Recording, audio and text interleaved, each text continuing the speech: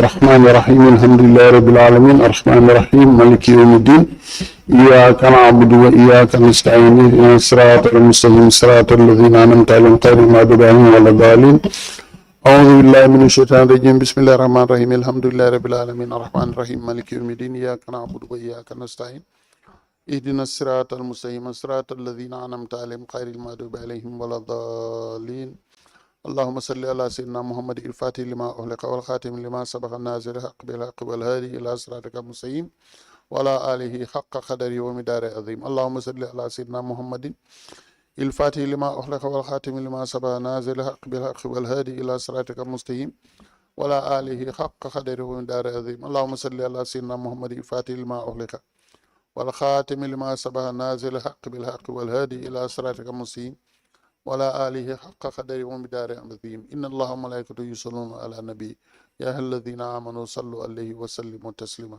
صلى الله تعالى عليه وعلى آله وصحبه وسلم تسليما سبحان ربك رب العزة عما يصفون وسلام على المرسلين والحمد لله رب العالمين آمين.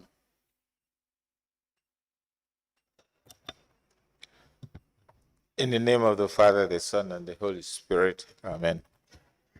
Most merciful Father, our light and salvation, we thank you for the gift of life. Nothing has been so sweet in life than having you as our Lord and Savior. Your amazing grace has been our daily guide. Continue to deliver us from all snares of the fowler and from the noisome pestilence. Cover us under your divine canopy. Shield us from all harm and danger. Open our lips to show forth your praise. Guide us on our daily tasks.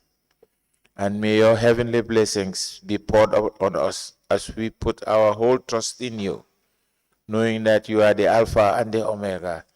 On our side, it shall be well with us today and forevermore. Amen.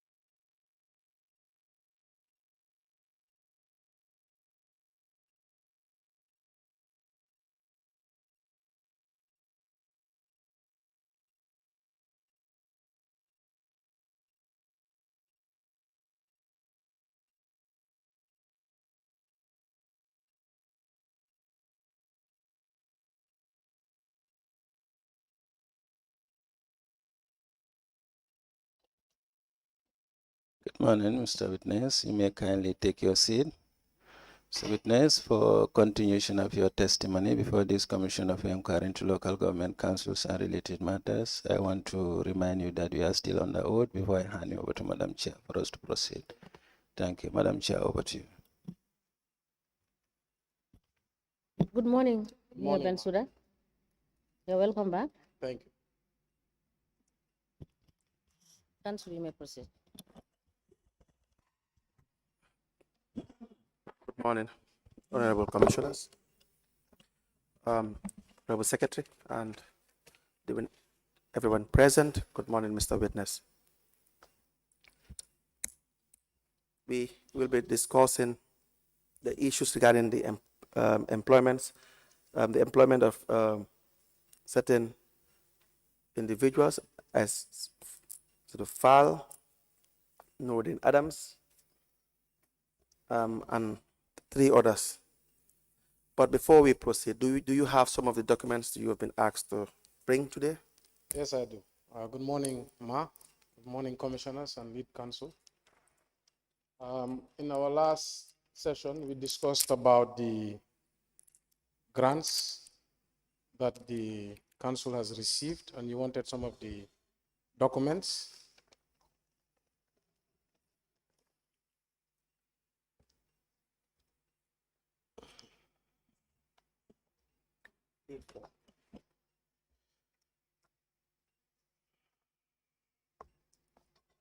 I have some of the grants with me.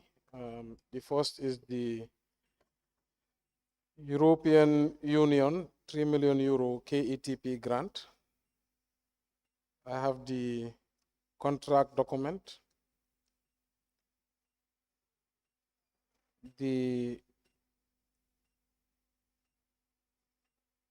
grant application. I have the EU audit report in 2023 on the grant.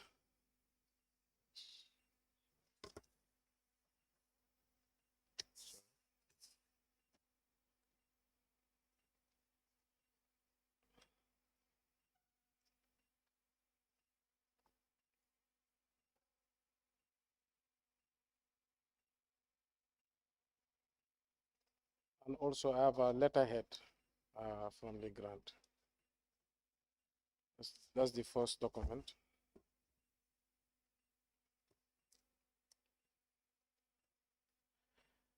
The second document I have is the BMZ grant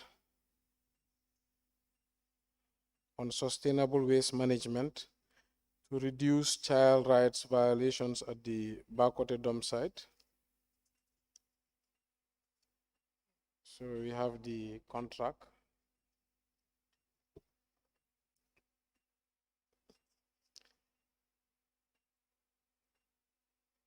We also have the University of Essex grant on geolocations.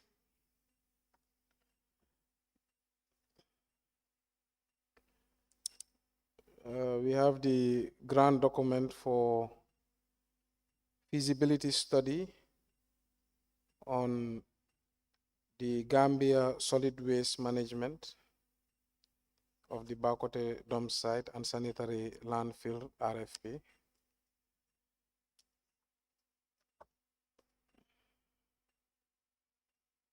We have the grant document on building climate resilience through sustainable biodegradable waste management in the Kanifing municipality.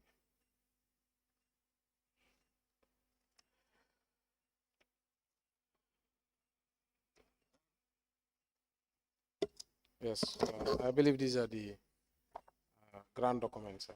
Thank you very much.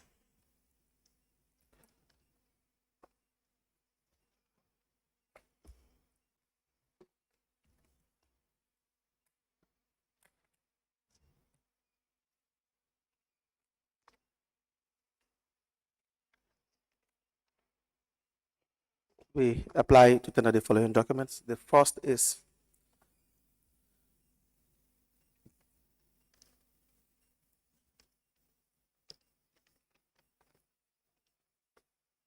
the grant contract.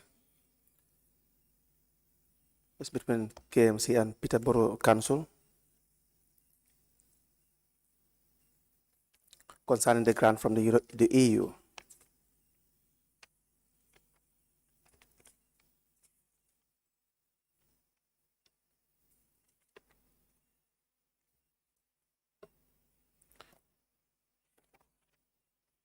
And the grant application.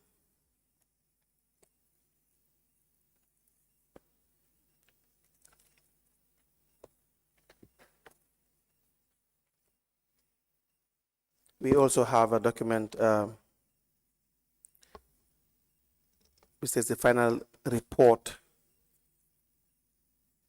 of the expenditure verification of the project, KETP, from January 1st, 2022 to December 31st, 2022.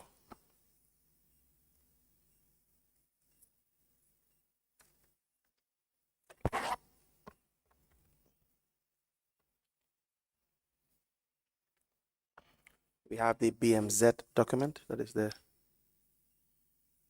content information on the project.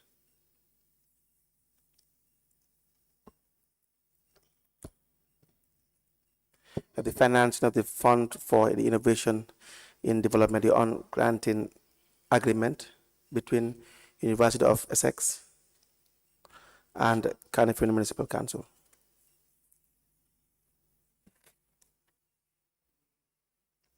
We have the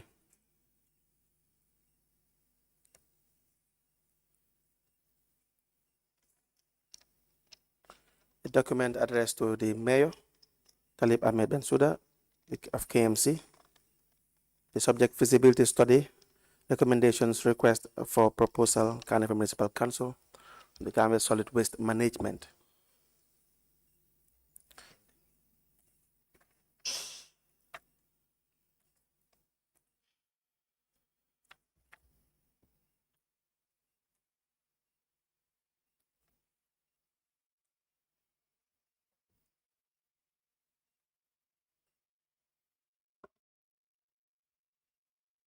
We have the final narrative report, the building climate resilience through sustainable biodegradable waste management in KMC.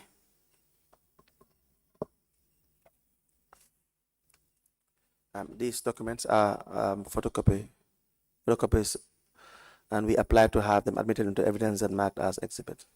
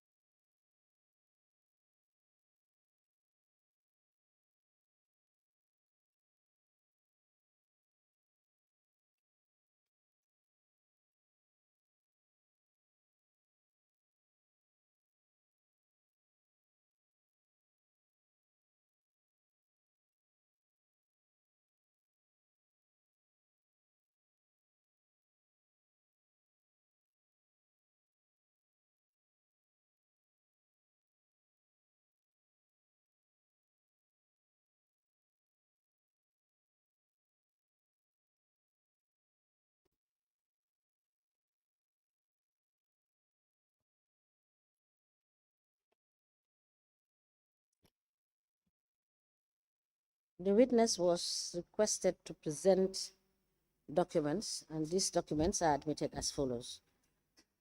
The first document is financing of the Fund for Innovation in Development on granting agreement between University of Essex and the Carnifew Municipal Council.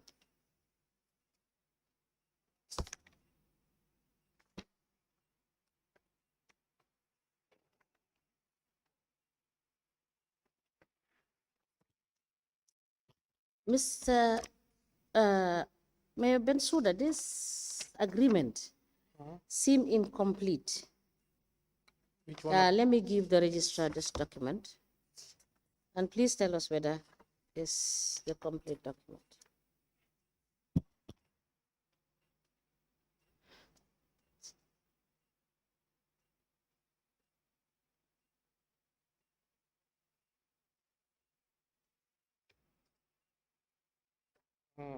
It seems the pages are mixed up. Page numbering.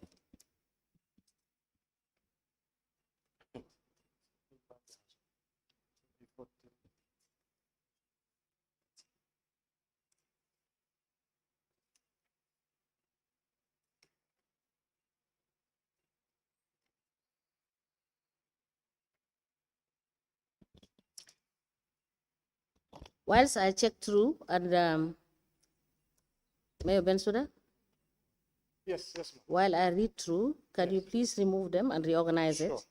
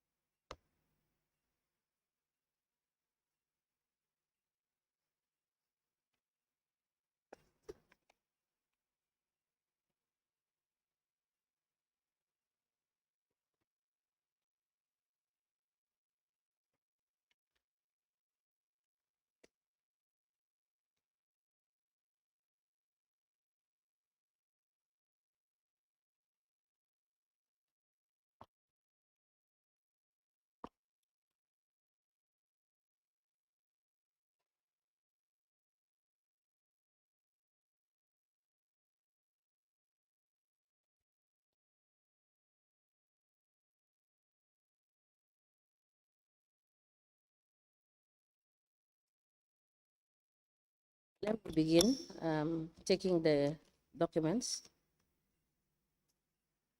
The Gambia Solid Waste Management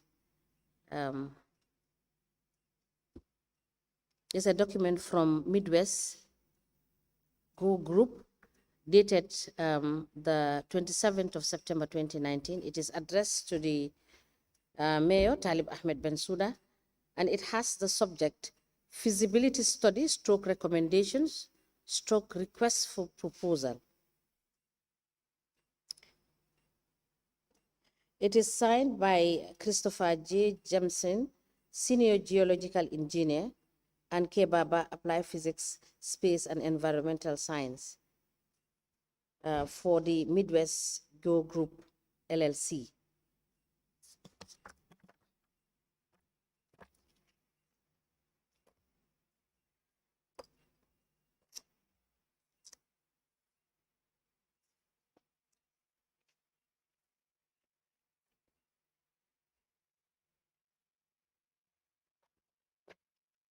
There is the MASA, that is the European Union and Canifing Municipal Council final report on expenditure verification of the project, Canifing Environmental Transformation Program, KETP, Grant Agreement 2021, with reference number 428-416 from January 1st, 2022 to December 31st, 2022.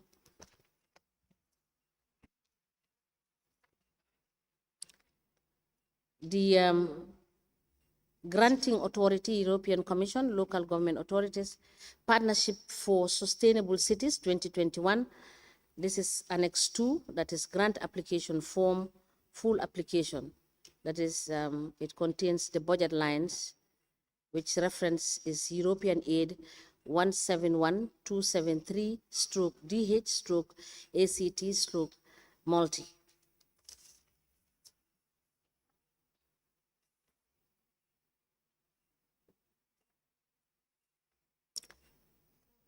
A letter dated the 8th of December 2021.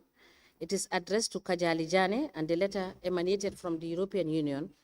It has the subject Canifing Environmental Transformation Program, KETP, using a sustainable focus on new integrated waste management approaches to drive environmental, social, and economic transformation in Canifing.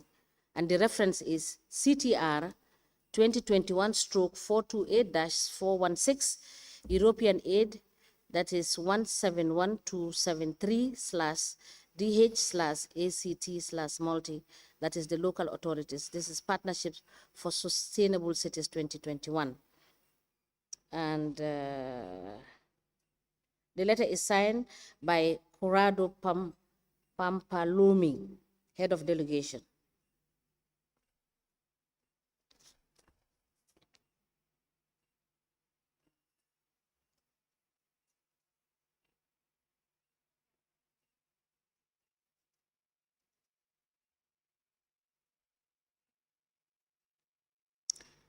The next document is the grant contract, that is external actions of the European Union. which has reference GM-2010-GQM-2909-561268. And it's 2021 stroke 428-416.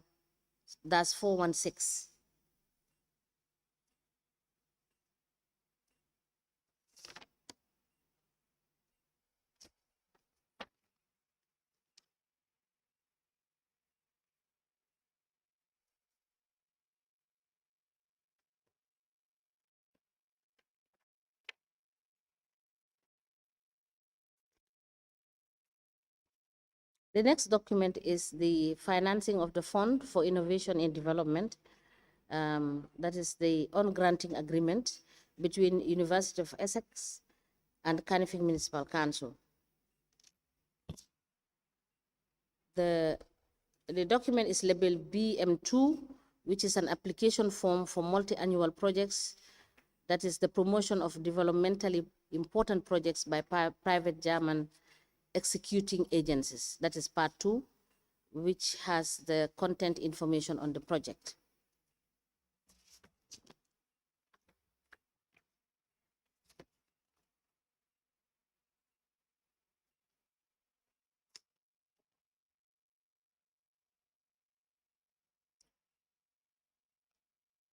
And the final document is dated the 27th of April 2021. It's the stroke 27 July 2022 is the final narrative report on the building climate resilience through sustainable biodegradable waste management in Canifing Municipal Council. These documents are admitted in evidence together in a bundle as exhibit, and they are marked as LGC/KMC/TAB/011. As the commission places. Is that all?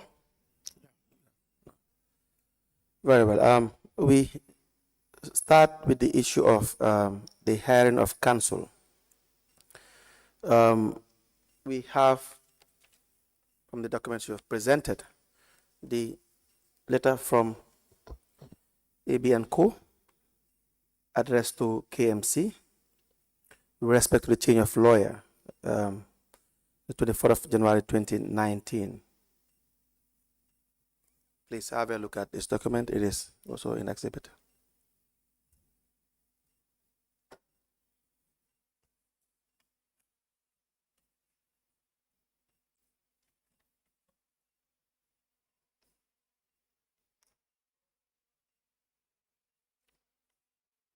Yes.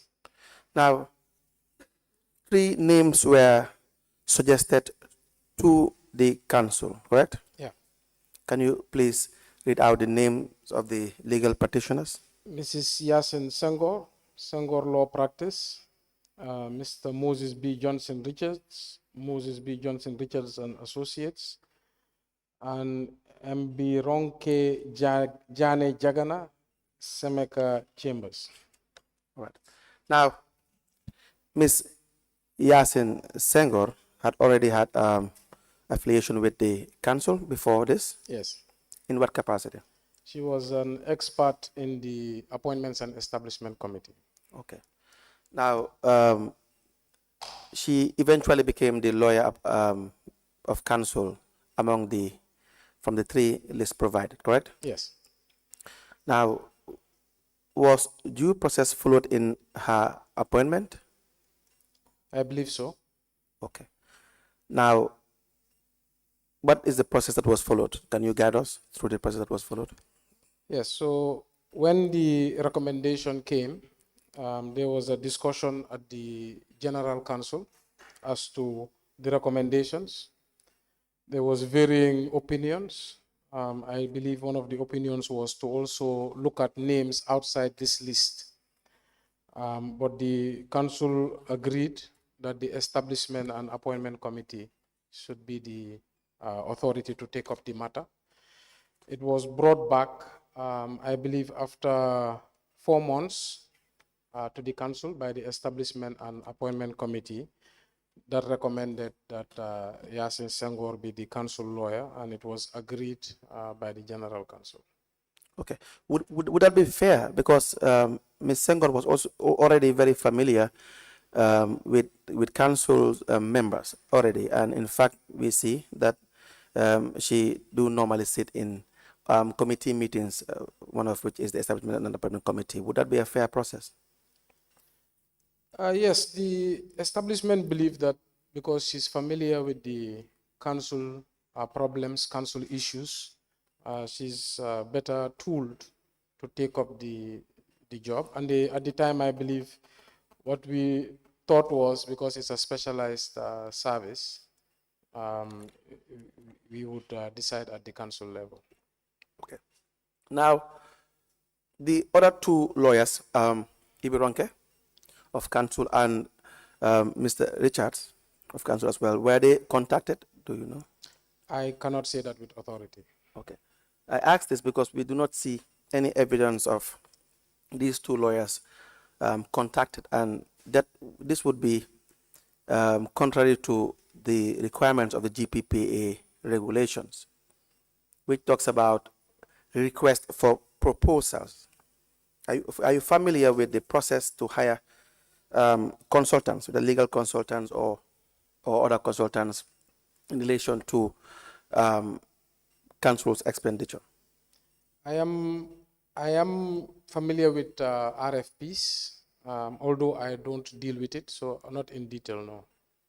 Okay, so the request for proposal, if you look at the 2018 procurement regulation on page 34, it talks about procurement of consulting services. Section 94 reads that the regulation subpart 2 present the procedures to be followed in the case of request for proposals. Method provides a competitive process among shortlisted firms that takes into account the quality of the proposal and, when applicable, the cost of the services in the selection of the successful service provider. Says 2, a procuring organization, which KMC is, shall submit a request for proposal for the approval to the authority, that is GPPA, as applicable. Was this done in this situation?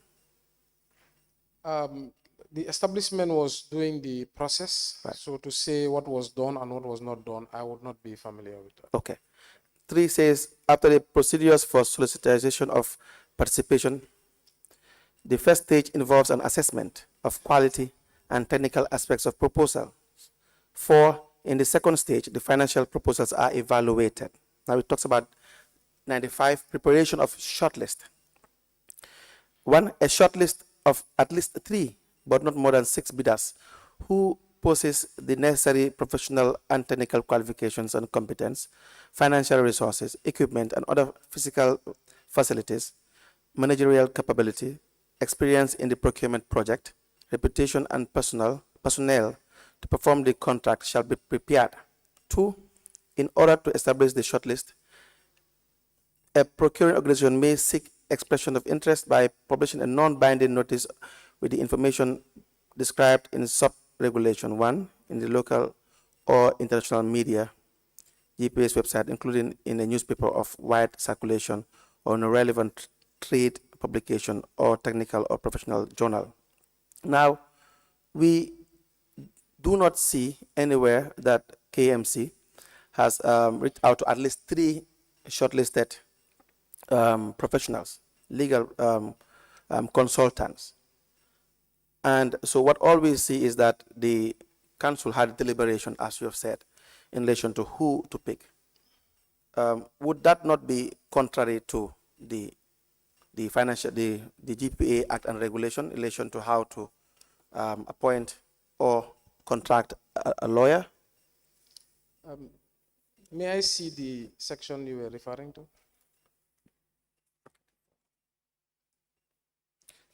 Please turn to 94.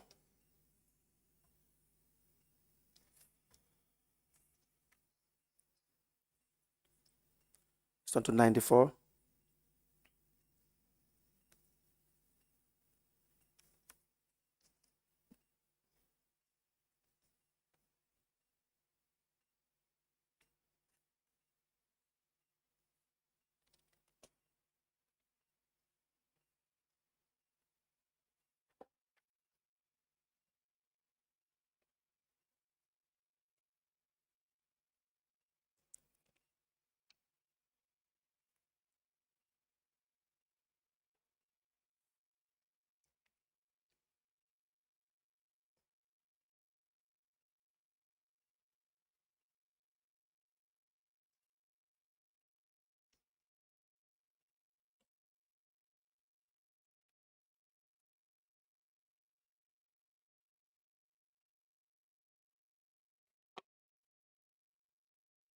So I think there's a section on specialized services, although I did not note it.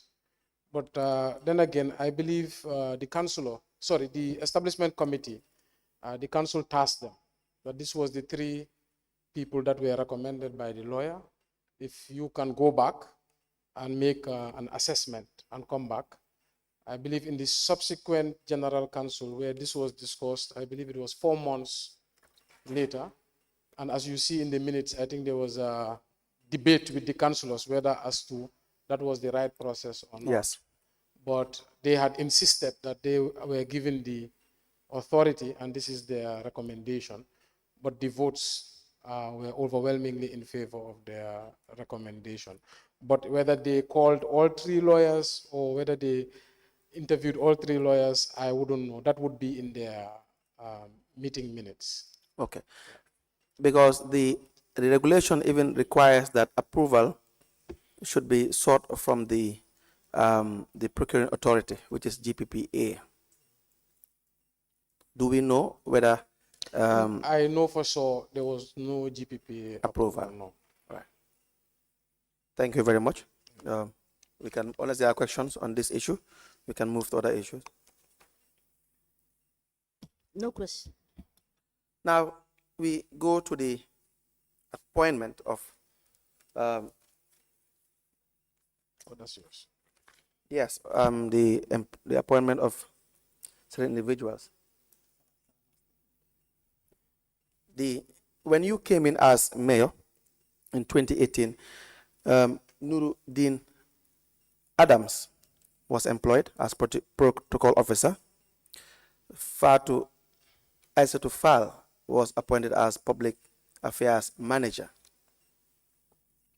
You recall this? Yes, I do. Well, you have any prior relationship with these people before Yes, I do. their appointment? Yes.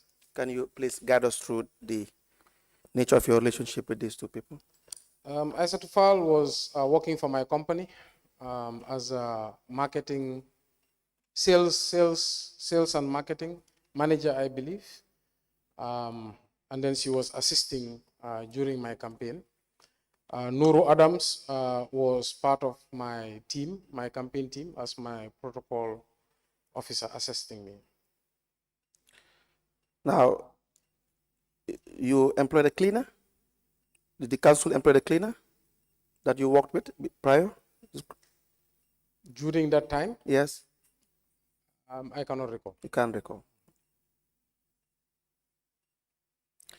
Now, do you know the process that was followed in the appointment of Ms. Fall and Mr. Dean? I wouldn't say I know step for step, but when I came into office, there was many people who wanted to work in KMC and work for me from the general public and of course people around me. So I refer them to the establishment or the HR and they would go ahead with the process. How did you do this referral? Is it written referral or verbal referral? Verbal. I would tell them go to the HR or go to the establishment. Now, appointments are generally supposed to be advertised, correct? They may be advertised. Maybe. What would be the circumstance that would suggest that an appointment does not have to necessarily be advertised? Is there any exception to it? I'm not very familiar with the rules on advertisements, but I know it says maybe they may be advertised. May be advertised. Now, we have Mr. Dean as protocol officer. He testified here. And we also have the chairman of the establishment committee at the time, I think is Habib. What is Habib Sise? Habib ML Sise. He gave a statement initially. Can we have Mr. Sise's statement? Who said in his statement that he was given a list by the mayor, that's you at the time, to employ those people and that caused a problem in council. What is your reaction to that? I think it's incorrect if he says I gave him a list. What happened when I got elected, and it happens every day, thousands of people want to work at KMC, and I interface with them. So I remember 40 people came to my office who were part of course, the campaign, and I referred them to either him or HR, because Yes. I am not the right authority for that. But if he says it's a list, that is incorrect. Now, Habib's statement, let me read. The statement is given on the 31st July 2023, even though when he testified openly, he tried to walk back on some of those statements. I will read his statement, the third paragraph. It reads, on the appointments of Nuruddin Adams, Aisato Fall, Sanjali, Yusufa Salah, and Babakar Jame, I can vividly remember that these appointments were presented to the Establishment and Appointment Committee in a first meeting by the Lord Mayor. That Talib Ahmed Bensouda, I'm reading verbatim. And there was no job advertisement conducted for these positions. I recall that both Nuruddin Adams and Ashatofal were given grades that didn't match their respective qualifications, which I challenged during our committee meetings. However, there was a General Council resolution to appoint Ashatofal on grade 10 and Nuruddin Adams on grade 7.1. That is what he wrote and signed, even though when he testified, he said that you did not instruct him. But this is what he wrote.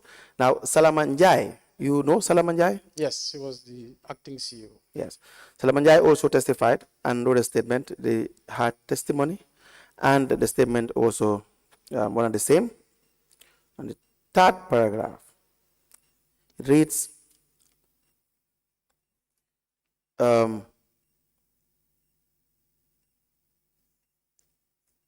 at that juncture, I asked Habib that the agenda of the proposed establishment meeting was he then handed over the paper he was holding to me. When I read the paper, it was a memo from the mayor addressed to him, Habib, as the chairman of the establishment, requesting for the appointment of Isotofal and 5 others. Habib then asked me whether I knew that Isotofal and the driver were coming from the mayor's company. I responded, no.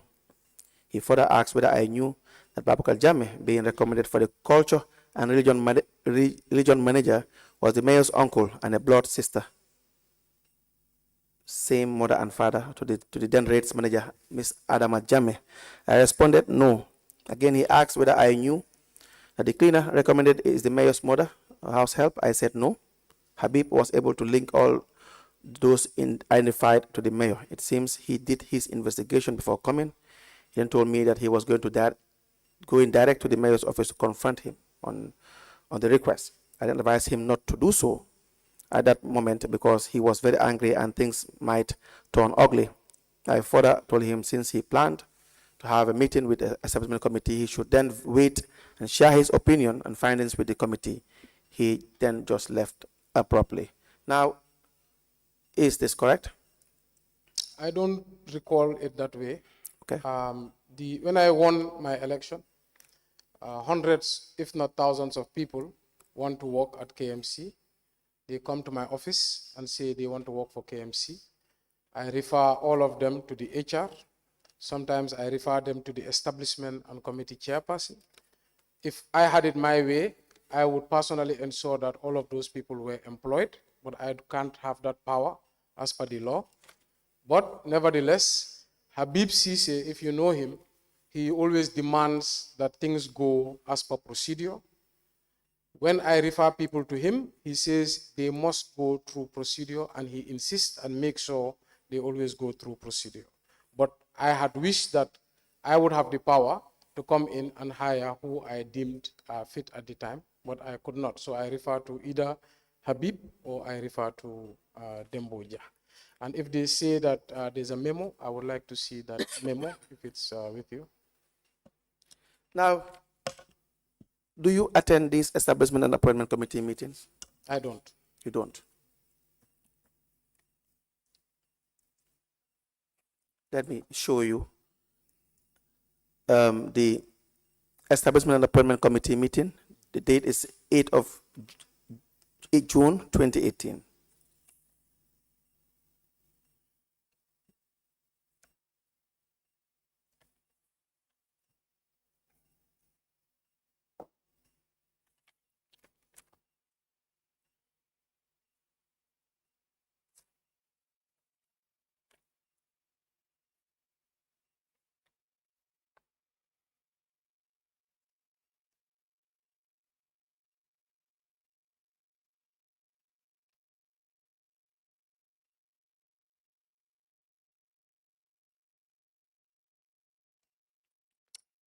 It doesn't look legitimate. I don't know.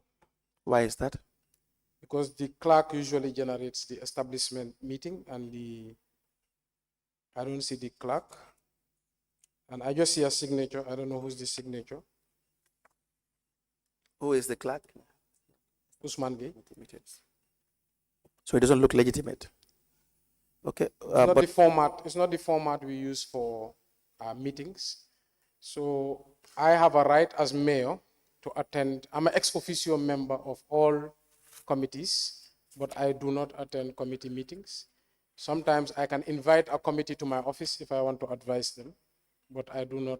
I don't attend committee meetings.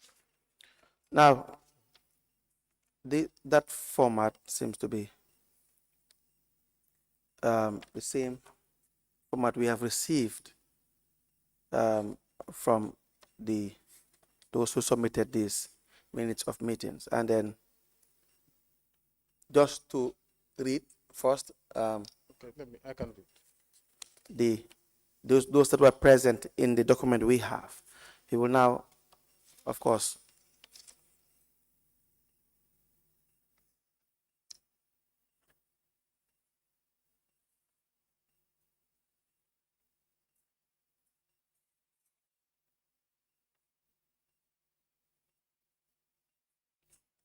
please kindly read the names of the individuals that are present in the.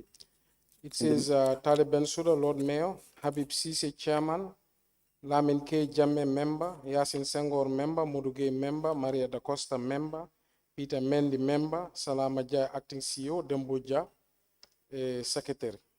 Okay. Now, is it, let me just see the document. You don't think it is, it is legitimate? It's a legitimate document? No, what I'm saying is I'm not a member of the establishment committee. Right. Number two, I do not attend establishment committee meetings. Number three, when I'm setting up a committee, I'm the one who inaugurates the committee and I give advice. Right. And number four, when I feel like a committee needs to do something, I can invite them to my office to give them advice. Right. But I don't attend committee meetings. Okay.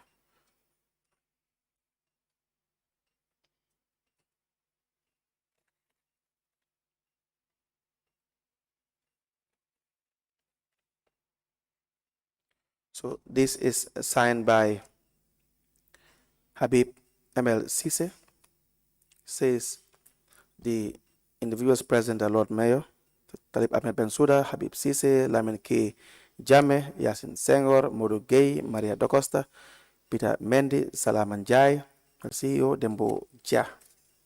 And the agenda item number 3 reads that the chairman of the establishment committee tenders a letter of resignation from the former PRO, Fatou Silla, and requested for circumstances leading for her resignation. The CEO replied, as per the government orders or the civil service regulation, she has the right to tender her resignation at any time with due notice. Either she serves notice or pay a month's salary in lieu of notice. The CEO informed, that's 4.0, the chairman of the establishment committee that a request for the aforementioned positions was signed off for approval. The HR expert manager, Mr. Gay, was tasked to provide a detailed job description for the position. KMC HR manager was tasked to present a draft to the HR expert for a review before finally presenting it to the team.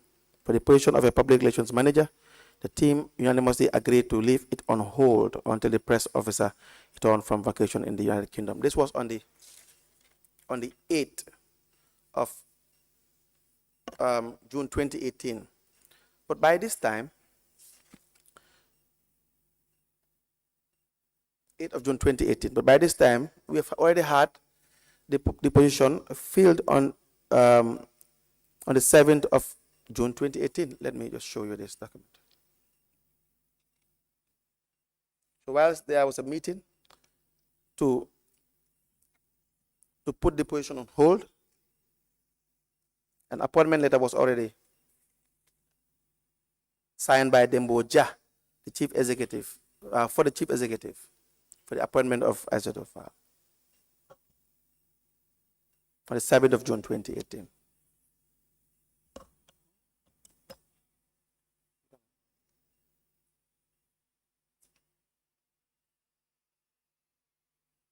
Okay, yeah. Yes, so going by the establishment and appointment committee meeting, stating that the position of the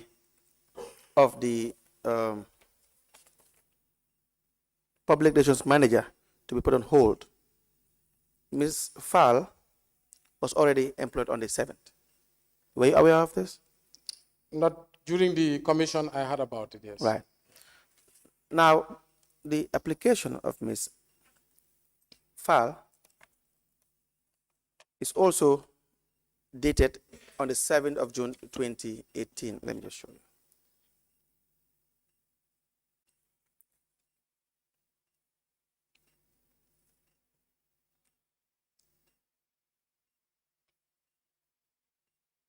Yes.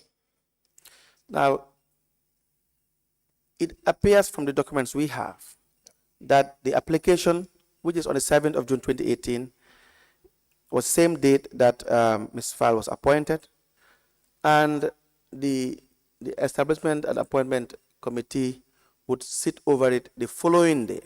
So it is as if the appointment committee was not on the same page with the appointing officer, that is the office of the CEO, which was signed by Bensouda. Is that not an issue? It is incorrect. It's incorrect. Now, the position of Isato Fall is, can you please read what the position that she was appointed for under the appointment letter? Public Affairs Manager. Yes. Public Affairs Manager.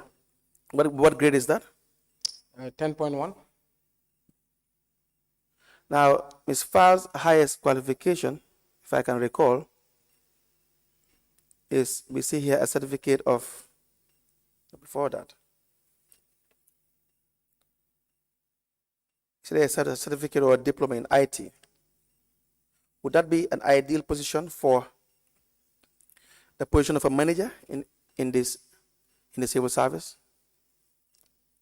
In KMC, I think there's 2 ways of hiring: direct entry and indirect entry. Yes. I believe if you have the prerequisite experience, Right. Sometimes you are appointed a grade above the qualification and subjected that you seek for the education. For education. Is that applicable only in KMC? I believe in our scheme of service, based on discussions I have had at the General Council, Right. because especially in the case of Asset Fall, Right. issue came to the General Council and it erupted into a big debate. Right. As to whether the qualification matched the experience. Yes. And I think the councillors voted that given the experience and the track record, they would approve that she continue in the position subject to pursuing further education. But she had never held the position of a manager prior to this. Correct? I think she confirmed this. She had never held the position of a manager prior to this. So the experience would perhaps, if applicable, would perhaps suggest that she had been a manager in institutions and have performed this role for a period of time in a managerial position. Do we have evidence of that? Well, like I said, I don't know the prerequisite for indirect or direct entry. What I say is that it was debated at the council floor. Right. Right during those moments, I can't remember what council meeting, But some councillors raised that the qualification did not match the Yes. portfolio, Yes. but it was overruled, and it was resolved that because of her experience and track record, she be allowed to continue the position while pursuing further education. What was her position when she worked for you? In my recollection, as a marketing and sales manager. Manager. In my recollection, but I'm not sure. Okay. I think her testimony is different with respect to what her position was, but we can always confirm that. May I please have that document? Is it not proper that individuals that are appointed will have the academic qualification to hold the office that they occupy as managers? It depends. It depends on whether they were taking indirect or direct entry. Okay. And the indirect entry would be, how would you describe the indirect entry? So there's council staff that are recommended by the establishment committee, and in Right. their recommendation, they will say, this staff does not match the qualification as per the scheme of service, Yes. but because of their track record or because of their experiences, we would recommend that they be hired, I think, through indirect entry. But the schematics they use, the points they use, I'm not too familiar with it. Can you please avail to us the scheme of service? I don't have it with me right now. I think Yes. I gave it to, what did I give to Madam? I think HR audit. HR audit. Okay, I will try to ask them for the scheme of service. Please do that. Yes, I think it's exhibited HR audit. Can we please say it? Now, the same as well with Mr. Adams. Yes. Mr. Adams too was employed. Just Yes, yes. find out from Mayor Bensouda, you recall that the LGSC, that is the Local Government Service Commission, is mandated under the law to appoint people at a certain grade level. Yes. And for this particular employee, she was not appointed by the Local Government Service Commission. Yes. So would you agree that that was wrong for the council to have made, or the establishment committee to have made that resolution in the first place? At the time, there was no Local Government Service Commission. I was the one who even brought it to the attention of the minister. He did not institute Local Government Service Commission until 2019. So within that period, only the councils were doing their hiring. Also, during that period, we did not have access to the scheme of service that was used by the, Public Management Office. But now we know that because it was not gazetted, there was no legal notice. So that's why our council took it upon ourselves to make our own scheme of service. But there was no LGS. Thank you. You can proceed. Now, you are aware of conflict of interest in appointments, that appointment of staff should be free from conflict of interest, correct? Yes. Good. Now, the idea that the individuals that are mentioned worked for you or had a relationship with you, do you not think that it was just prudent to have their appointments to go the normal and usual way? I think for them, there was no conflict of interest. I knew them. I know many people who are employed by KMC. The fact is whether I am directly part of the hiring or not. What I would have loved is for the people I wanted, including them, to work. That's the total honesty, to work for KMC.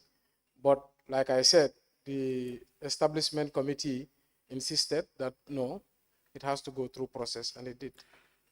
Now, the appointment of, example, Nuruddin, he confirmed, he said that I had even taken part in the campaign of the mayor. You think the appointment was a fair process? That there are, of course, hundreds of Gambians who would have be qualified to hold these positions, and the same with the the public relations officer or manager, do you not think there should have been a fair process, advertise these positions so that people can apply and fill these positions? So thousands of people have campaigned for me. Even more thousands have voted for me. And a lot of them have wanted work at KMC. I've received thousands of applications, but only few. Like there was a case, Maria Maba, Yes. Fatmata Mane, they all applied, but they could not get the positions. And there's many, many more. So it's just the lucky few who can make it through the process. Yes, that is why I said, would it not, since it's a public service and it is supposed to be an employment open to the public, advertisement, you'll agree with me, it's supposed to be a general rule that people have equal opportunity to apply for these positions, and we have the most qualified to fill our public space because they don't go through elections for these positions. Yes, so I always advocate for advertisement, Yes. but like the general order says, maybe.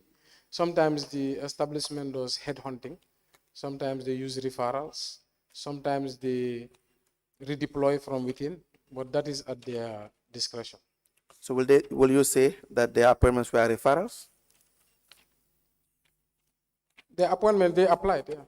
They Yeah. applied to the council. Yes. What I'm saying is, since they did not meet the qualifications, it's in fact stated in the HR report, which I'm trying to check. Since they did not meet the qualifications, then it means that they would have been employed in the indirect way or headhunted. So would you qualify their appointment as being individuals that were headhunted for this position? Not headhunted, but they applied. They applied. They applied, and I referred them to the HR or the establishment. So their appointments were referrals. They applied and they brought it to my office, so I referred. But I would not say a referral, because a referral would imply that I am the one who took it upon myself to refer them. But like I said, there was about 40, when I first came into office, Yes. 40 people from my own team, campaign team, came to me and said they are looking for work. Yes. And I refer all of them. I say, go to the HR. Yes.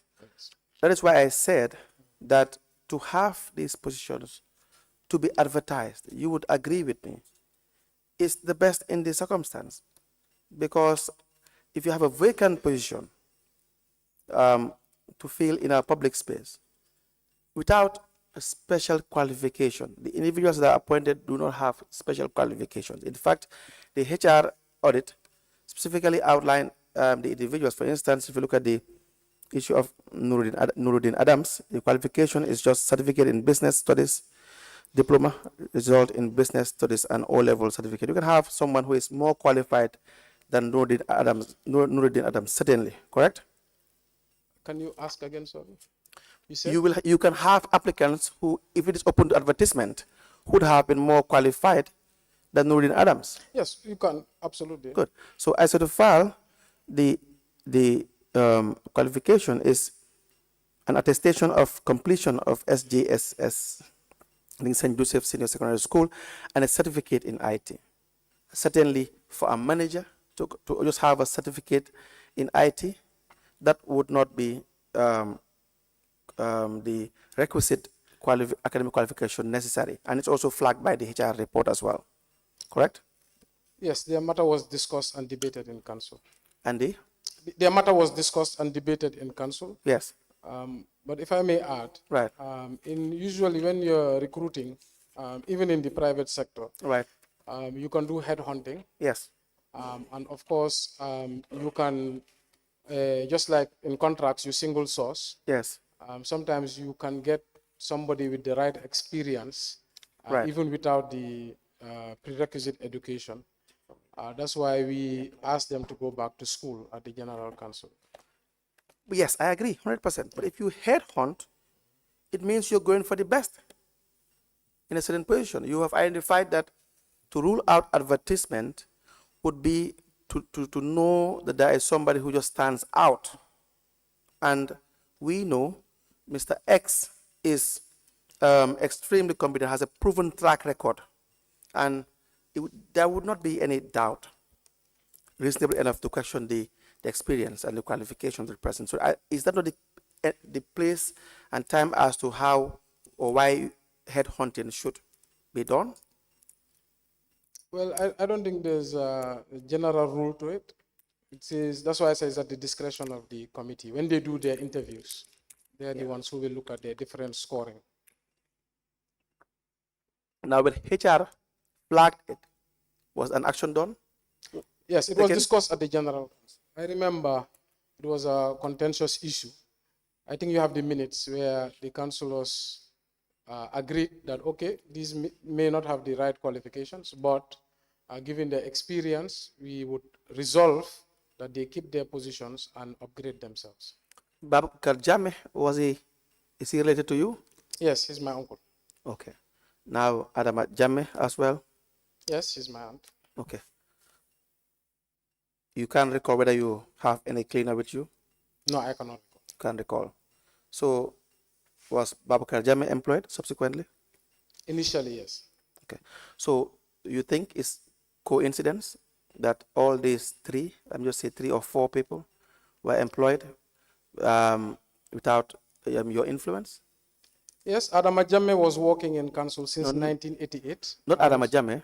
Well, you mentioned her, that's why I want to clarify. Yes, go ahead, please proceed. Yes, Adama Jammeh has been working in KMC since 1988, Right. when I was 2 years old, and she's been there for the longest.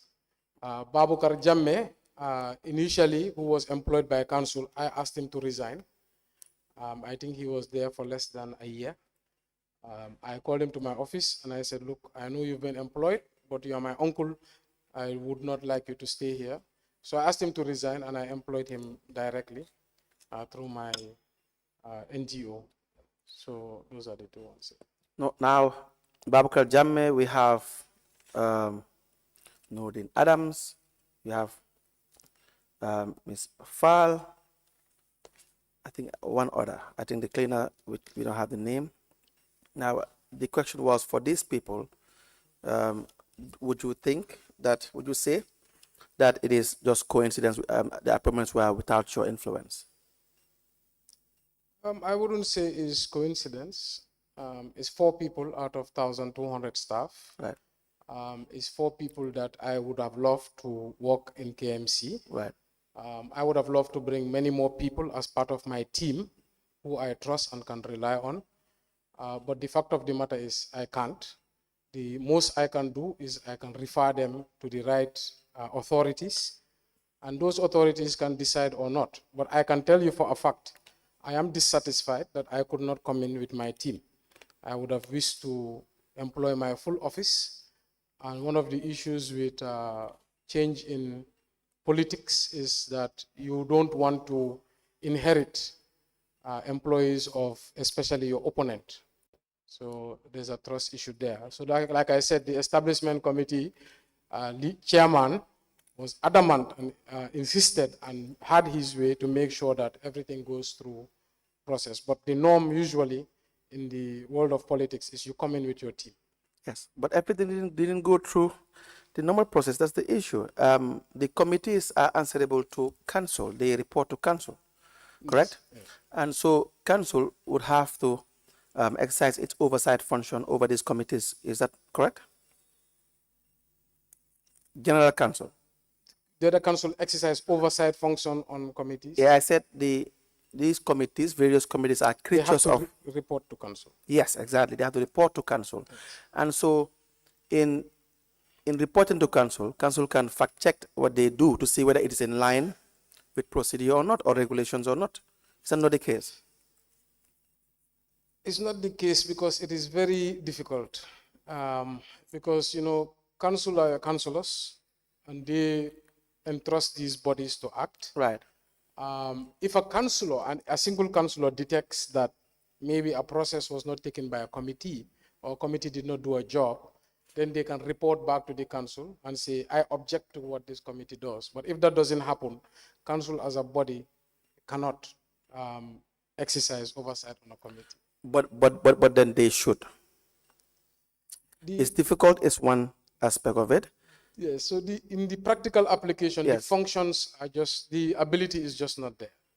The ability is not there? It's not there because, you know, the councils in Gambia, especially the office of the clerk, is not very well equipped.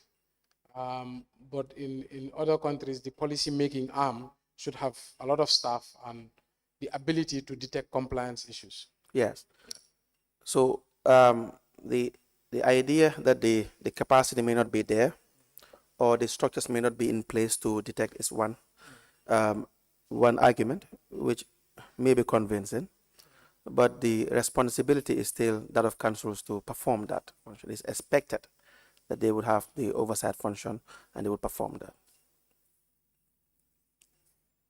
It's the first time it's the first time I've ever somebody has ever brought this up, but like I said, the council entrusts these committees Yes. to exercise oversight on the administration, but council has never exercised oversight on a committee. A councillor can detect an anomaly, or a staff or a director or even a member of the general public, and report it to the council, but it's not a function and it's not in law. I don't think anybody ever thought of it as far as Gambia is concerned, but it's something to look at, and I think maybe that's one of the things should be looked at.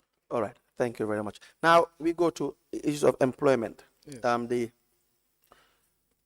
The staff of council, how are they employed? When you came in 2018, what did you find on the ground in relation to who has the power to employ staff of council? I mean, the CEO down. So when we came, there was a lot of movements made by the interim body. I think they were acting more of an executive than a council. Now, the first thing we were struggling with is no scheme of service. The HR office was not well equipped. So it was how to get started. So we constituted the committee to sort of guide us. And the HR expert suggested we do a HR audit to understand what is in the staff, the square pegs in round holes, etc. Now, at the initial time when I came, the CEO was doing all hiring as far as, I think, daily pays are concerned. This is irregular workers. And the establishment was doing absolutely all hiring, top to bottom. There was no limit. Then at some point, they started coming to the council for approval. And then after the local government service committee, the local government, service committee was instituted in 2019. And they wrote to all councils that hiring should cease. I remember that, I think. And then they made a tour to all the councils to do a familiarization tour. And then right after, they wrote another letter that CEOs may hire up to grade 5. Yes. And then subsequently in 2023, I think they reduced the CEO's limit from 5 to 3. 3, yes. If I remember. Yes. Now, in 2019 is when we have the Local Government Service Commission being established proper, correct? Somewhere around there. Okay. Now, so from that moment on, they would be dealing with all employment of council, correct? Yes, the establishment would do the work and then they should recommend to the service commission. Now, we see there were periods beyond 2019 that contracts were given to various individuals. Yes. For instance, we have Kan Mustafa Kanye. Yes. We have Adama Jammeh. Yes. We have Sehu M. Sabali, and a lot others. Now, I have the contract dated the 1st of October 2022 for Kan Mustafa Kanye. We have 10th February 2022 appointment on a contract for Kan Mustafa Kanye. We have 14th of January 2021 appointment on a contract for Kan Mustafa Kanye. We have Adama Jammeh, 1st of February 2021, 10th of February 2022, 30th of September 2022, 30th of September 2023. We have contract renewals for C.O.M. Sabali, 10th of February 2022, 30th of September 2022, February 6, 2019. I will want you to take a look at this.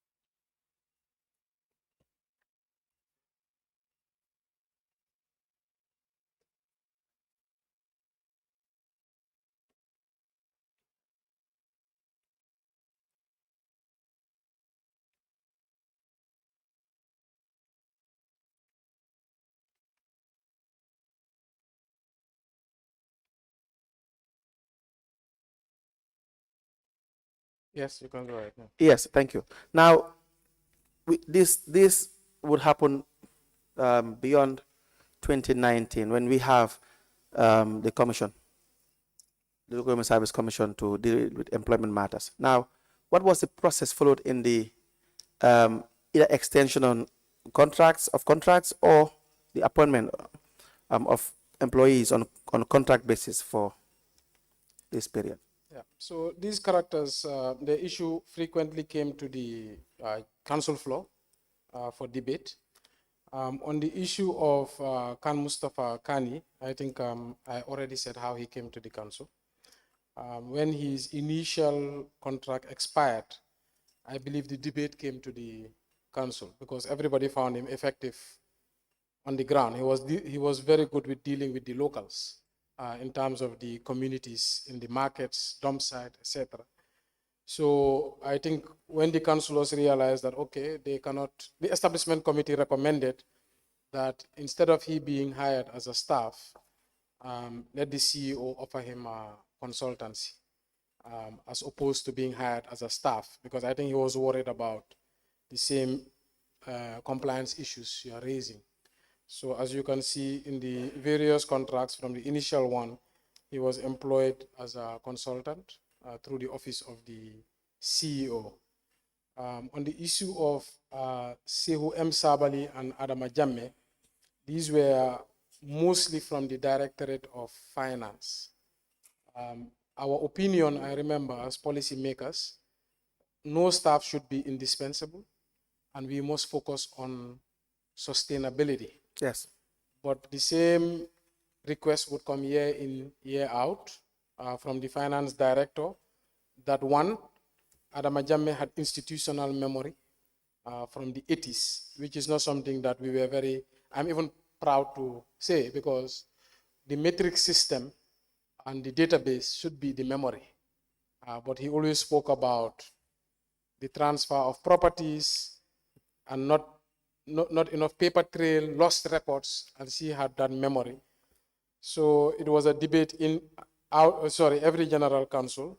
For Sabali, again, he would raise the same issues. So most of those recommendations were coming from the Department of Finance. Now, to your answer directly, they were bringing it to the General Council as a contract extension, because I believe, according to them, it did not need the Local Government Service Commission, because these were staff of council already. And according to them, if I remember, they are entitled to 2 years contract extension up to 3 times. I remember that was the debate that was brought there. They said they are entitled to 2 years contract extensions up to 3 times, which is 6 years. Yes, but the question is, who has the authority to award either contract extensions or award contract employment on contracts during this period? Yeah, the authority for employment Yes. and staff matters above a certain grade is the Local Government Service Commission. Right. But like I said, on the issue of these two characters, their argument was that they are already staff, and that was within their authority at the time. So unless you can refer me to the contract section. Did the council seek for advice in relation to the employment? Because there is nowhere that we see that gives either council the powers or the CEO or any CEO the powers to employ people on contract. I think what the CEOs have is that during this period that they can employ people grade 3 and down, which is very specific, very clear. So now, On that side, on that time, I think it's grade 5 and down. okay, so grade 5 and down. All of these guys were above grade 5. Yes. So if they have this specific instructions or power given to them by the authority that has the power to employ, that is the Service Commission, and they do not have, we see nowhere where they have the power to appoint. That is either the council itself as a general body or the CEO. Do you not think that there should have been legal advice to see whether the CEO has the power to issue contracts Yes. or extend contracts? So all the people who should give advice are on the committee itself. Right, That's why we rely on their expertise. right. The CEO also sits there, and they consult with the lawyer frequently. So that's why I said when they come to the council and make a recommendation, it depends who raises the questions, but Yes. for the most part, we trust that they have sought the advice of their experts. Because the appointment on contracts will still fall under employment, correct? Yes, they all fall under employment. Which the general council as a body does not have the power to deal with employments of this grade above, correct? Yes, it should be referred to the Service Commission. Service Commission. And the committee, the establishment committee, going by the act itself, is very clear that even issues of appointments, safe to say the limitations that are provided with respect to the grading, that where you even have issues of employment or disciplinary matters, it should be sent to the commission. Yes, and I can recall once the Minister of Local Government, Musa Drame, Yes. inviting me, raising an issue around this. I remember once. Yes. And I think the Service Commission has once invited the establishment committee. Yes. At that time, they used to meet about such matters. And I believe it was resolved, to my belief. Do you know how it was Because resolved? because usually what the law says is the establishment should refer to the local government service commission, so they do have a direct relationship. And Yes. they update the council accordingly. Yes. I think it's the functions of the establishment committee, Yes. section 37 of the Local Government Act 2002, which reads that the establishment committee shall, subject to this act and any other enactment, be responsible for recommending to its local government service commission the appointments, dismissal, conditions of service and discipline of officers and other employees of its council and any matter connected to therewith, and be such other functions as its council may deem fit. So that going by what we see here, to us here, the investigators, the appointments on contract would not be in line with regulation. What is your opinion? Your answer to that? So the establishment is their role to ensure that they pass these matters to the service commission. But Yes. like I said, I don't know what discussions they have had.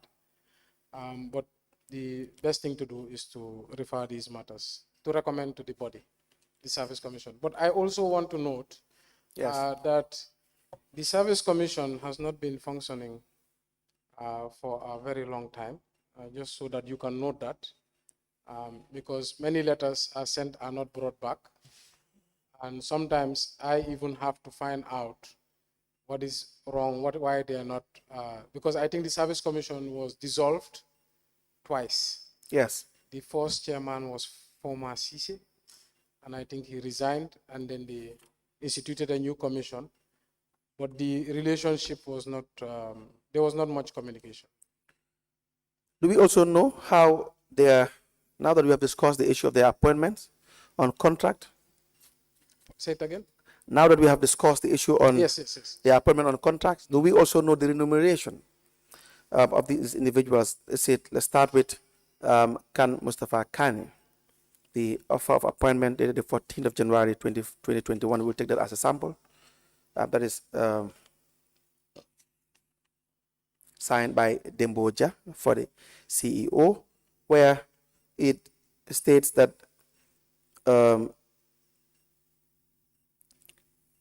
you shall be paid a quarterly installment of $80,000.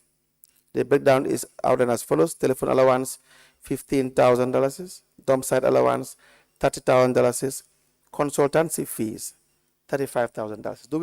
Do you know, or does the council know how these figures were arrived? So with the issue of Khan Mustafa Kani, he was not a employee. That's why he was being treated as a Yes. consultant. I think they were very hard that it doesn't meet the requirements. His salary, I believe, was brought to the general council, or his Yes. consultancy fees, and from the sounds of it, it was working out to something like 27 to 28,000 per month. But it was brought to the general council for debate, if I remember. Yes, Mr. Mustafa Kani, I had the I examined Mr. Mustafa Kani here. Mr. Mustafa Kani, do we know his qualifications, academic qualifications? I have never checked his qualifications. I just felt that he was a presidential advisor and was appointed by the president in the interim management. When I came in, what I was looking at was the impact he has had on the ground. That was my concern. But in terms of the technicalities, that was the establishment. Mr. Mustafa Kani, if we have him referred to as a consultant, what would that be? What kind of consultancy?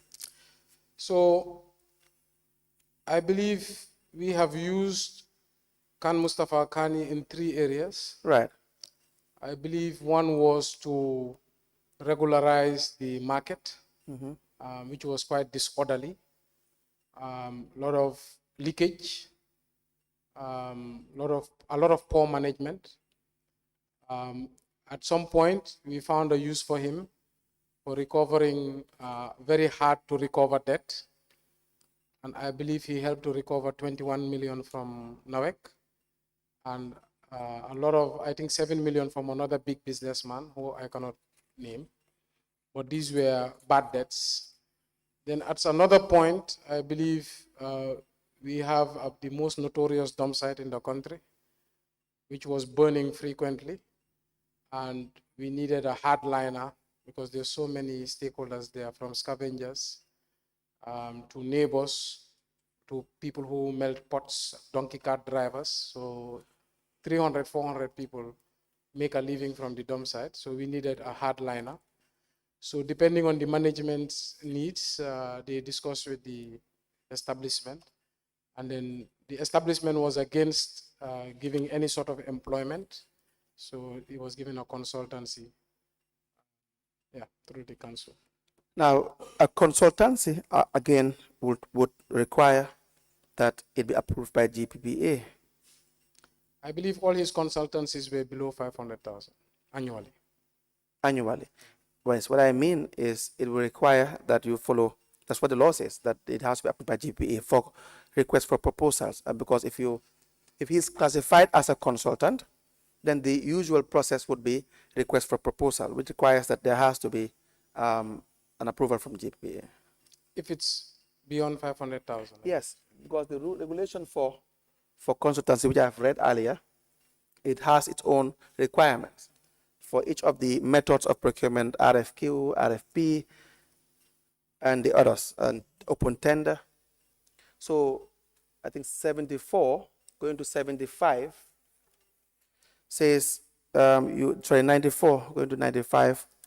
If you read it, it will tell you that 94.2, but a procuring organization shall submit a request for proposal for the approval to the authority as applicable.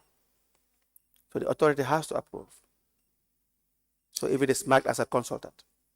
If, from my knowledge, Yeah. if it's above 500,000, but below 500,000, the CEO has discretion, because there's many instances where the CEO takes consultancies or takes temporary work and pays honorarium at their discretion. Okay, But so that's this says not- shall. Says a procuring organization shall submit a request for proposal for the approval to the authority. Now, for this one is very specific, and it will require the usual process that we have a minimum of 3 consultants contacted, and then a request for proposal sent to them, requesting that they send their proposals, which will include the financial and technical proposals that would aid the council first, either through its various committees or by itself, to go through these proposals that are sent, financial, technical, and otherwise academic qualifications, so as to know who the best candidate would be. Well, I would have to look at the whole law, because I think there's a section on single sourcing and specialized services. Yes. But like I said, as far as the council is concerned, below 500,000 is the discretion of the CEO, Yeah. and above it is between the council and GPPA. So single sourcing 2 still talks about emergency situations. For instance, it says on page 46, sorry, section 46, if you go by the 2022 Act, Gambia Public Procurement Act, which is this is an exceptional non-competitive procurement method that can only be used under these following conditions, irrespective of the estimated value of the contract. So, A, where due to the exceptional circumstances that the procuring organization could not have foreseen, and that can in no way be attributed to them, the time limits for the competitive procedures cannot be met. The circumstances invoked to justify extreme urgency shall in no way be attributable to any department or staff of the procuring organization, in this case KMC. B, where for technical reason or reasons involving the protection of exclusive rights or proprietary goods, services, the contract can be awarded only to a particular economic operator. Standardization of equipment or spare parts to be compatible with existing equipment, and the list goes on. Or C, for such to be justified, the original equipment shall be, it goes on. So for consultants, the requirement as well would be for minimum of 3 to be sent. But we do not see any, be it as it may, whether it is for through single sourcing or otherwise, we do not see any procurement process followed in this. Yep. Is there any area on specialized service? Sorry, I don't have the GPPA. The GPPA Act. Please, you can check it. Let me ask my junior to check it. But at just to summarize the issue, Yes. it was at the, like I said, discretion of the establishment committee, and Yes. decided on the council based on specialized operation we required at the time. Yes. And he was the only man who was equipped based on our understanding. But Mr. Kanye, my issue with Mr. Kanye is he does not have, number one, the academic qualification. I told him this, but I am repeating to you. He doesn't have the academic qualification. Mr. Kanye does not have special skills. No evidence of special skills. I'm not saying whether the issue with respect to him being effective on the ground, that's subjective, based on how KMC or the appointing authority sees it at the time. But if you do not have special skills, that is obvious to anyone who would scrutinize you, like in the case that is happening right now, and you don't have the academic qualifications to do this. You have risen to the ranks of a manager and been paid substantially well. That's the case of Mr. Kanye. Then is it the case that it was either almost impossible or extremely difficult that you can have somebody with the necessary qualifications who will also be as effective or even more than Mr. Kanye? So I don't know where they found Mr. Kanye, but what I can attest, Right.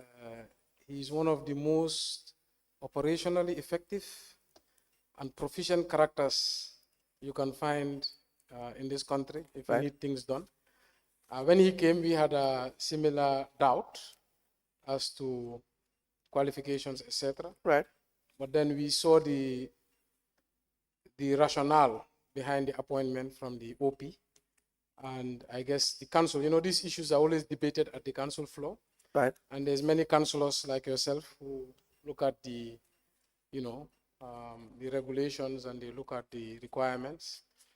But at the end of the day, what was decided, we cannot hire him directly through the establishment rules. So let the CEO, through his ability to hire consultants, use him. But I believe he has been one of the most effective operators I have seen in this country. Mr. Kanyi, when we interviewed the various employees, what we got from that is Mr. Kanyi almost felt that he was beyond any form of disciplinary measure or correction. In fact, we were given a letter that he wrote, which I read to him. I believe when Dembo Ja wrote to him in relation to suspension. And the language, I'm not sure whether you heard about that in the commission, even the language that Mr.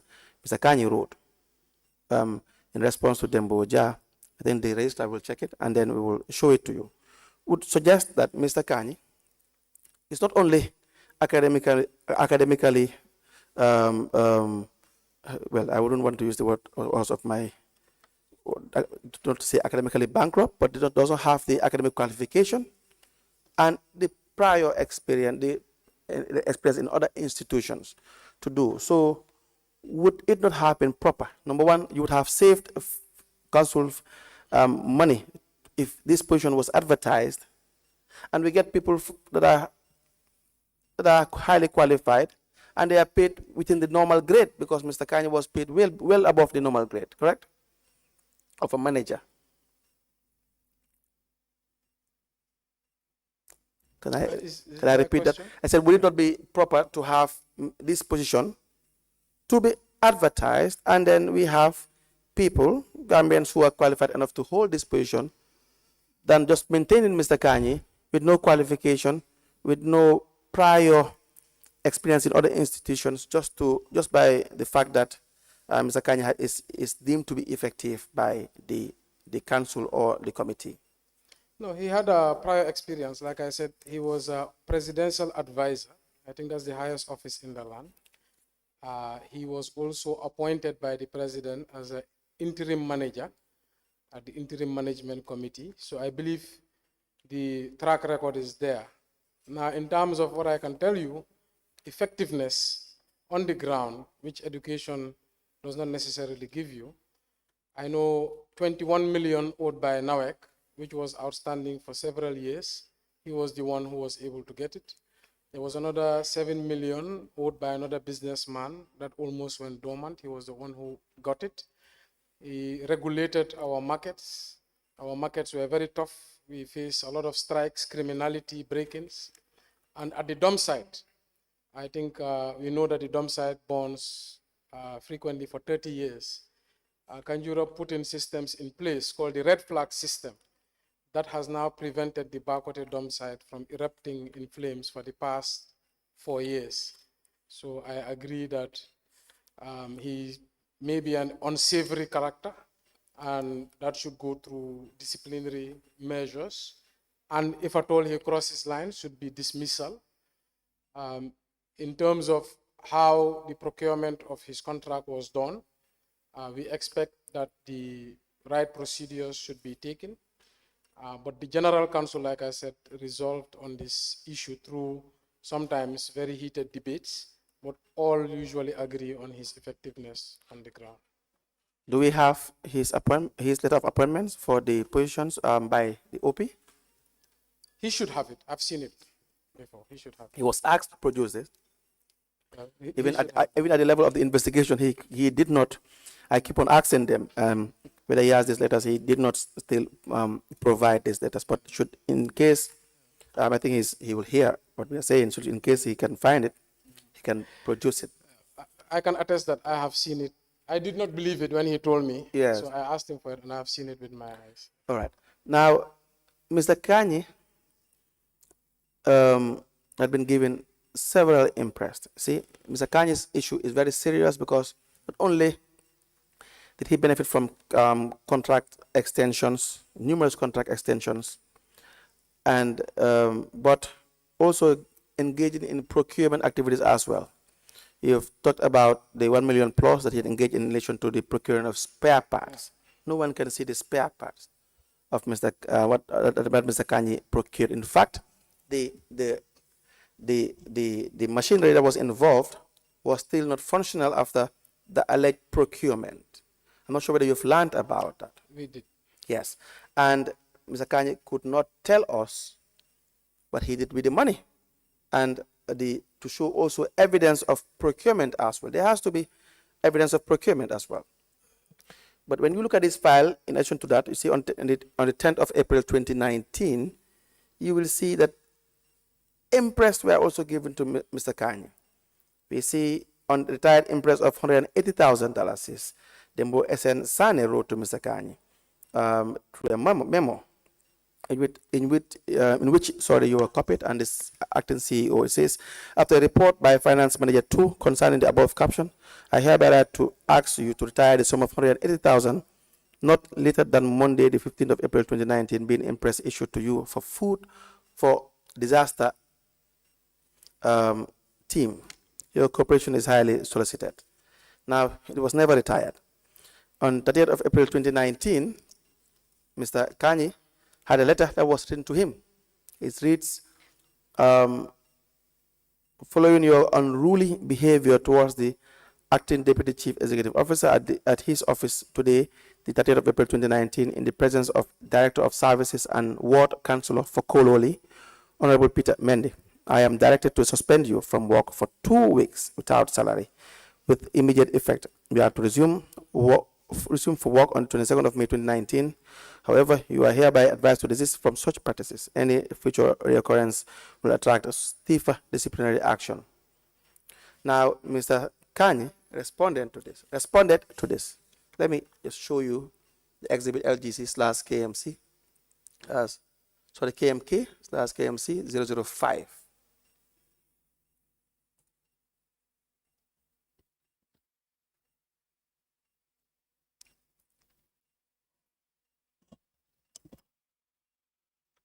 The letter is cut. I don't know if you're aware. Please come again. The letter is cut. Okay, let me see.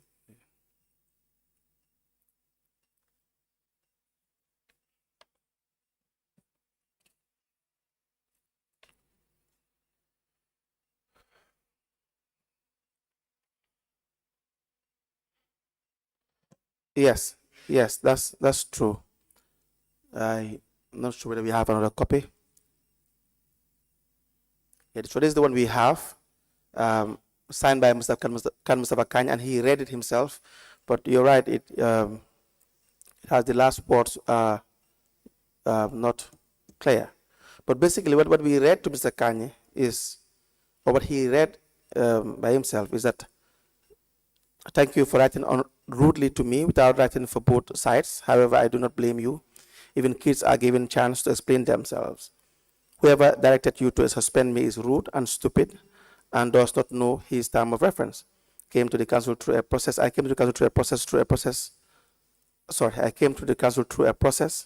and let the same process will see me exit. The salary bit is not a problem for me. Both of you two greedy lots will not have your way, and as I am here, you will not have your way once more.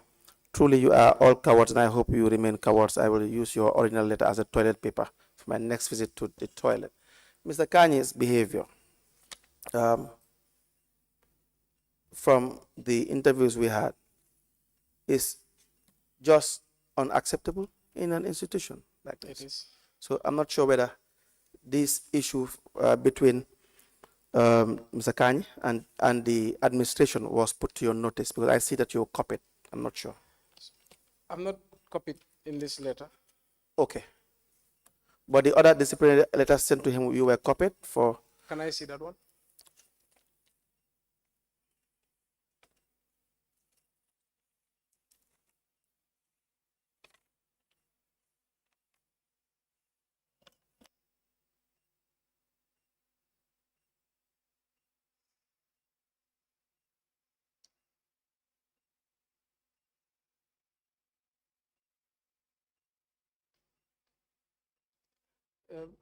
Is the voucher where they give him the impress there as well? That's where the impress is.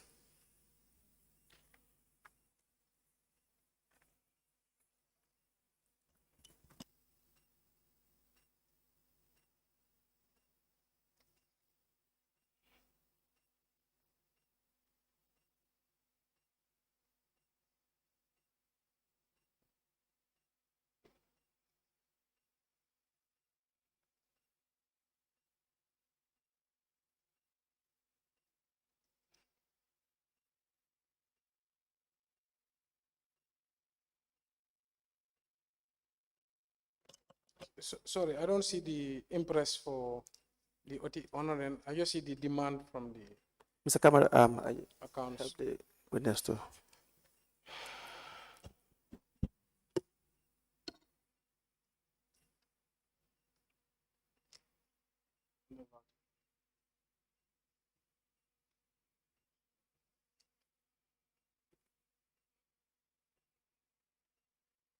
The reason I ask, because in his title of his letter, he's saying so-called retirable impress, as Yes. if he did not receive it. So I don't know why he's calling it so-called.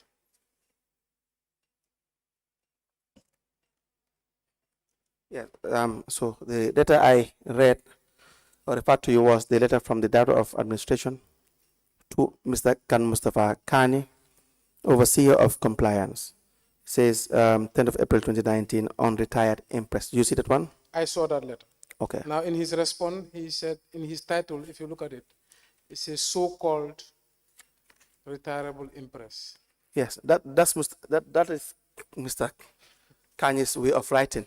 Yeah. So that's why I say it's as if he's giving doubt to the fact that he was given impress. So that's Yes. why I said, can I see the voucher? Yes, we don't have the voucher. Okay. We're just examining the language. Okay. and also the communications from the CEO, who just wrote to him in relation to impress that he purportedly should have retired. Right. And the response from the administration, sorry, from Mr. Kanye to a higher authority Right. would not be proper. It under this is. circumstance. It is a terrible letter. Yes. Any questions? Otherwise, that's all for the first set of issues we have for the witness. We proceed. We are done with the witness with respect to the issues that we have for before 1 o'clock. Mayor, the documents you submitted, Yes. asked to produce. Yes. I perused through the documents, but for the EU grant, which is the 3 million, Yes. there are no annexures there too. We do not see, the bundle of documents doesn't contain the annexures, which is contained in one of the documents, which is the external actions of the European Union. That is the grant contract. The external actions. Yes, external actions of the European Union. That is the grant contract. If you look at it, page 3 or 4, I'll give it to you to look at. Yes. You have annex Article 6, which provides for the annexures. It has annexure 1, 2, 3, 4, 5, 6, 7, 8. And these are the annexures that will give us an understanding of what the budget is, an understanding how it was executed, because we may not have. And if you look at the report, the final report, you will see that we will request that you provide us with a clearer copy, because this one is very fainted. From the auditor. Yes, this one which reads the final report, March 2022, 2023, is dated March 2022, 2023. And this is in relation to the grant agreement of 2021. All right? So please provide us with that. That is number one. Number two, on the issue of the partnership for sustainable cities, I don't seem to see the relevant documents that will give us an idea of the way the project was executed, the relevant annexures also. Sorry, which one is the Partnership for Sustainable Cities? What is the source of funding? The source of funding is, let me see.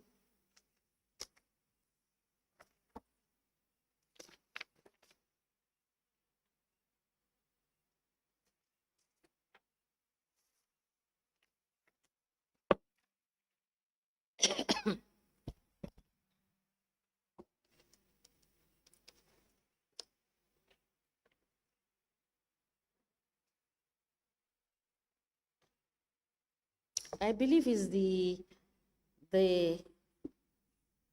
507 537,465 euro, and this is also an EU. Is it the BMZ? Yes. The topic say BMZ. Yes, BMZ. Okay, it was BMZ. Yes. Yes, BMZ, which is Sustainable Waste Management to reduce child rights violation at the backwater dump site. Yes, the reason because it's implemented by SOS. So we are SOS. beneficiaries of the project. All but right. SOS is the implementer. And how did you partner with SOS? So we Were you paid? Were funds paid into your account? No, not to KMC. Not to KMC. So we co-authored the project. Okay. Because SOS is affected by the backwater dump site. Yeah. So the project is for the backwater dump site. Yeah. So they implemented and we were the beneficiaries. For these grants that you had, yeah. Did you have any technical or financial proposal that was submitted prior to the grants being approved? I would assume so, yes. There's a grant application. Yes, please. I think the EU one. There's only one, but it's not complete. Okay. The grant application form is not complete at all. Okay, so I should find the application. Yes. So because that will give you a comprehensive understanding of what it is and how the modus operandi in implementing the grant. Yeah. Okay. Yeah. I will And try to see. one last thing, let me just quickly check. Yes, and the report, it's very faint. The audit report. Yes, the report itself is very faint. I will try. And please check whether it's the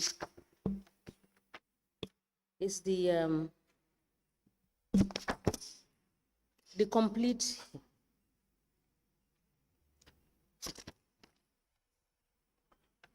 Is it whether it's complete? Because what I see here, the last page is not numbered, and I cannot read the document. I will just show you, just to confirm that it's not readable, and we cannot ascertain whether the report is actually final. Okay.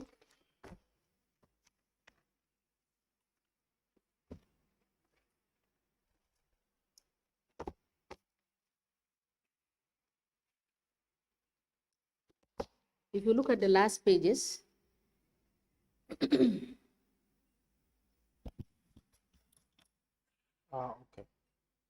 In the Excel document, right? Yes. Smudged.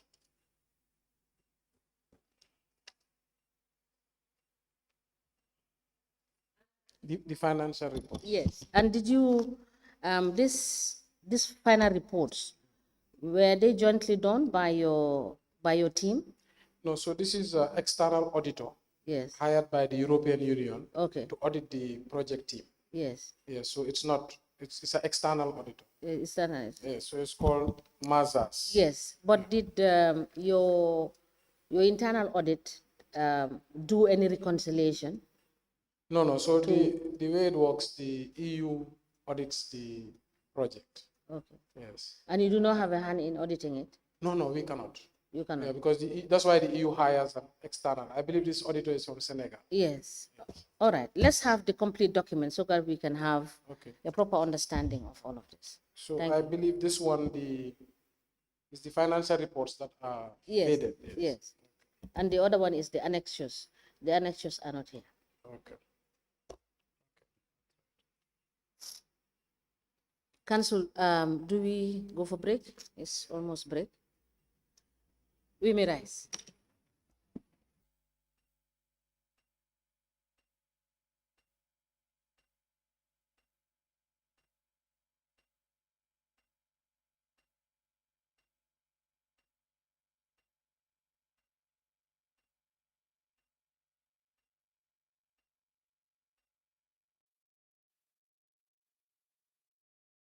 Be the custodian of documents and records of the council and perform such other functions as required by the act or any other enactment. I think it is clear that the mayor cannot be part of the implementation of financial activities of the council, because the same mayor has to sit at the chair of the council and hold that very CEO accountable.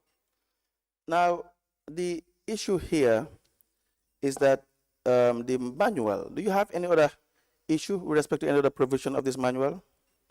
Say it again. Do you have any query with respect to any other provision of this manual that you think you should not follow? Not that has been brought to my attention. So the one that you have a problem is with respect to the authority for expenditure. Because that involves involving the mayor in an activity that would Why would you not want to know what is withdrawn from your accounts? I know what is going on in the council through my competent council committees. No, the question is asked. Why would you not want to know what is withdrawn from the accounts of council? I know what is withdrawn through reports of the finance committee, Why- local government accounts committee. Why would you not want to know when a CEO is withdrawing monies and the finance director, they are withdrawing monies from the accounts of council? That is not my role. The day-to-day activities are the responsibility of the CEO. I'm charged to lead the council to hold that CEO accountable. So when this threshold is recommended and is required that it has to be followed, do you think it is a bad precedent? It's a bad law. It is a bad law unless otherwise the Local Government Act was reformed.